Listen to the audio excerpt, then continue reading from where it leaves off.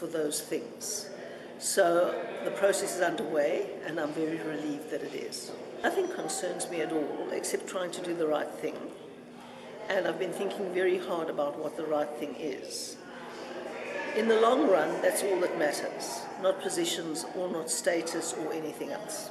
I made it clear in my representation that many, many people who just happen to be black, but also many that are not black, but in South Africa they happen to be black, have made exactly the same point that I made, only far more forcibly.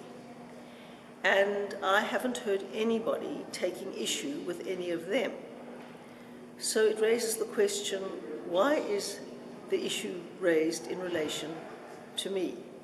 It's a question that no one has answered, and I have asked it repeatedly. I think history will show who is in touch and who isn't in touch. I have written an entire chapter in my book on how the whole concept of transformation has given way to decolonization as the code word for anti-whiteness. That is the new trend in South Africa's political discourse. It's no longer non-racialism. And this notion of decolonization is a way of saying whites are the problem in South Africa. Whites are not the problem in South Africa. 90% of white South Africans want to contribute and want to make South Africa work. And many people are still living in the nostalgia of the Mandela era, which I would love to resurrect, and I would love to re-establish, and I'm sure the DA would like to do that as well, and I know that Musi is trying to lead the process. But I'm under no illusions about the new race discourse, and perhaps I'm quite in touch with that, and perhaps I see the need to stop it right there, because this notion of decolonization is really underlying the idea that white South Africans are not legitimately here. I have a very high regard for Musi. I had a very high regard from him from the very first moment that I met him. I think he is the kind of person I could look up to very strongly as a president of South Africa. The DA has always been a party of intense and robust debate. Anybody will tell you how many times many people in meetings disagreed with me, and very forcibly.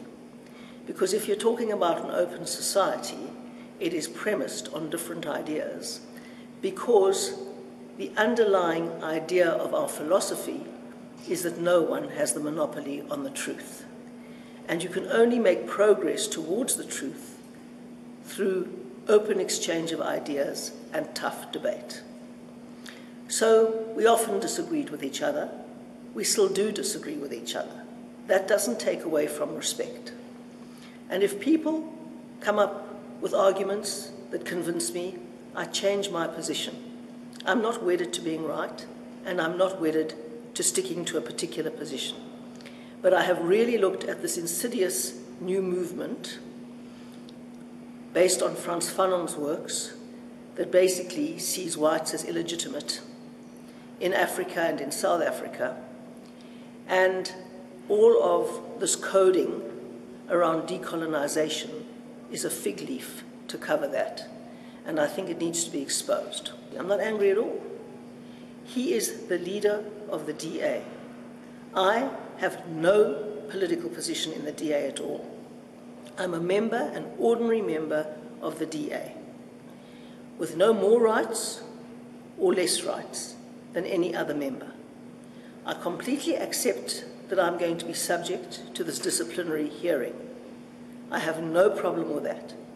I believe that the rules will be fairly applied.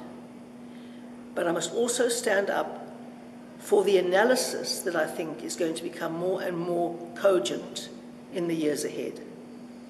And perhaps looking back in 10 years, it might be recognized for what it is. I only do what I genuinely believe is right, what I genuinely believe will be right for the future. And it's fine if in the present I get into a bit of trouble for it. I'm not saying that I will definitely be right in the future, because you never know what the future holds. But I always think very deeply, and as you mentioned earlier, stay awake at night thinking, if I look back in 10 years' time, what will have been the right thing to have done? That's what I ask myself. And I think we're living in a fool's paradise if we don't see how profoundly the debate has been racialized and how increasingly minorities are being used as scapegoats in South Africa for the ANC's failure to make this country work with all the resources they had at their disposal. So suddenly it becomes the whites' fault. Suddenly it becomes white monopoly capital's fault. And ironically, that narrative was framed in Britain by Bell Pottinger and has been picked up by everybody, including fake Twitter. And then they tried to disguise it in pseudo-academic language like decolonization. Believe me, there is something very sinister going on below that surface. And all South Africans, and I have no doubt that Musi is among the leading South Africans, who want non-racialism and the rule of law and a country for everybody in which everybody has a real future and every child has real prospects of living their best life. It's in everyone's interest to decode this narrative and to stand up for non-racialism, which is what we believe in.